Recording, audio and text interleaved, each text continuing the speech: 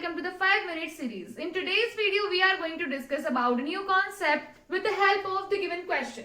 हमारे पास क्वेश्चन में क्या गिवन है? The most stable free radical is, यानी कि यहाँ पर क्वेश्चन में हमें 4 कंपाउंड्स दिए हुए हैं और हमसे ये पूछा हुआ है कि हमारे पास ये जो फ्री रेडिकल्स हैं इनमें से कौन सा सबसे ज्यादा स्टेबल है।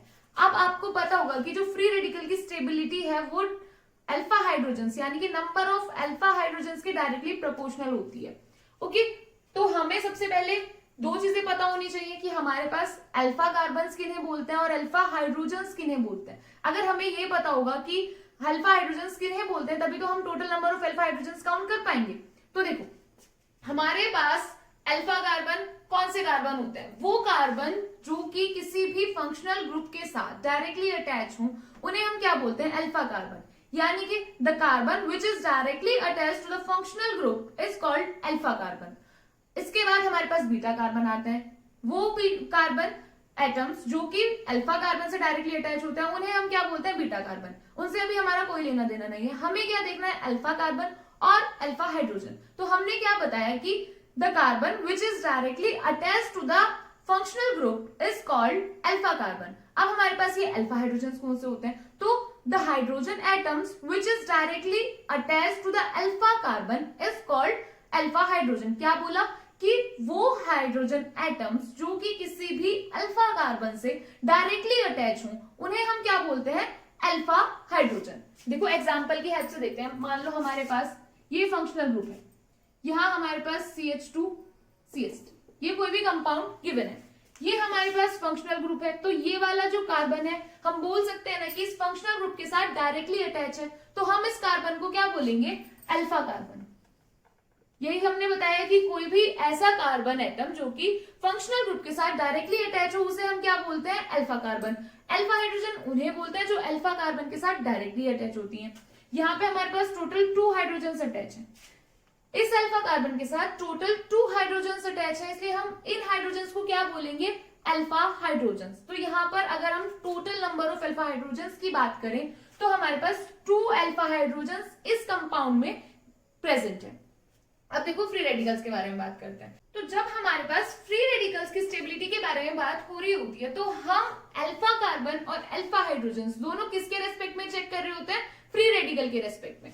तो अब हम यहाँ पे फंक्शनल ग्रुप की जगह किसके रेस्पेक्ट में चेक करेंगे? फ्री रेडिकल की रेस्पेक्ट में। तो देखो, अगर हम पहले वाले मॉलिक्यूल की बात करें तो यहाँ पे हमारे पास total number of hydrogen alpha hydrogens कितने हैं? आप लोगों को आई होप ओपन स्ट्रक्चर और बॉन्ड लाइन स्ट्रक्चर इन सबका पता होगा। तो देखो यहाँ पे हमारे पास 1 2 3 ये एक हाइड्रोजन यहाँ है और यहाँ पे हमारे पास 2 हाइड्रोजन प्रेजेंट है। तो यानी कि ये वाला जो कार्बन है ये अल्फा कार्बन है। क्यों? क्योंकि अभी बताया कि हम लोग किसके रेस्पेक्ट में चेक कर रहे होंगे? फ्री रेडिकल के रेस्पेक्ट में। इस वाले कार्बन पे तो ये फ्री रेडिकल है। इससे जो नेक्स्ट यानी कि इससे डायरेक्टली अटैच जो कार्बन है वो क्या है? हमारे पास अल्फा कार्बन। तो इस अल्फा कार्बन से जो हाइड्रोजन्स हमारे पास डायरेक्टली अटैच होंगी उन्हें हम क्या बोलेंगे? Alpha hydrogens. तो यानी कि यहाँ पर टोटल 3 अल्फा हाइड्रोजन्स प्रेजेंट है।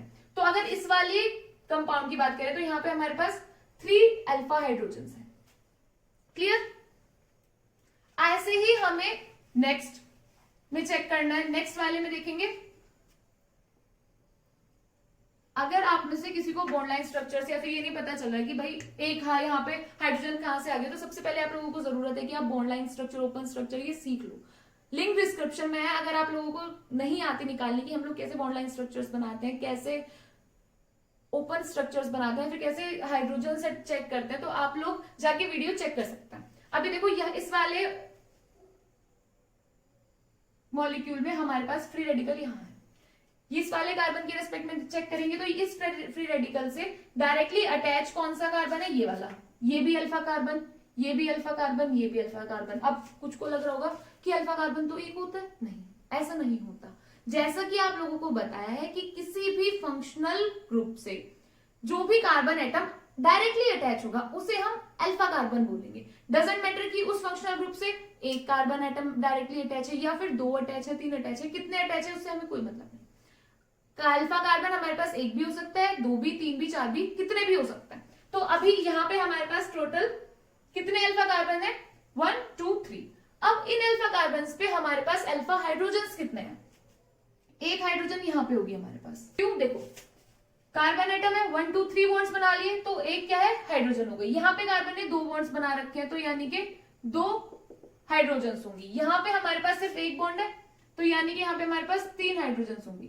तो यहाँ पे 2 + 3 + 1 यानी कि टोटल 6 अल्फा हाइड्रोजन हमारे पास इस वाले कंपाउंड में प्रेजेंट है।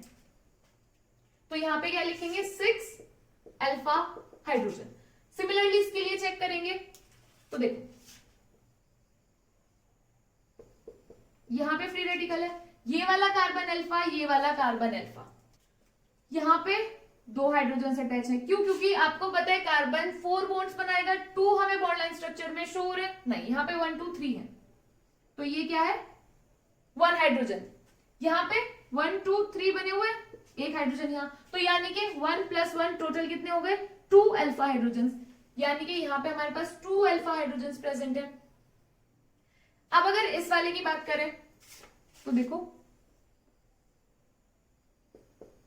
CH, इस वाले कार्बन के साथ हमारे पास कार्बन है वो डायरेक्टली अटैच है, ठीक है। तो ये वाला जो कार्बन है वो क्या हो गया हमारे पास अल्फा कार्बन।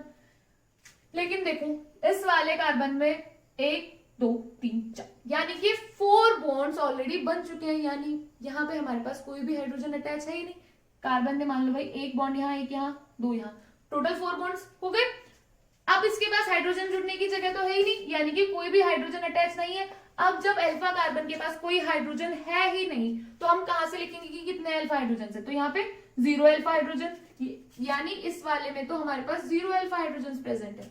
हाँ जी, ऐसा भी हो जाता है कि हमारे पास 0 अल्फा कार्बन, ऐसा नहीं है कि हमारे पास 0 अल्फा कार्बन नहीं हो सकते। बहुत सारे कंपाउंड्स में ऐसा होता है कि हमारे पास किसी जो अल्फा कार्बन है उसके साथ कोई भी हाइड्रोजन एटम अटैच नहीं होता, तो हम कहां से अल्फा हाइड्रोजन बताएंगे, ठीक है।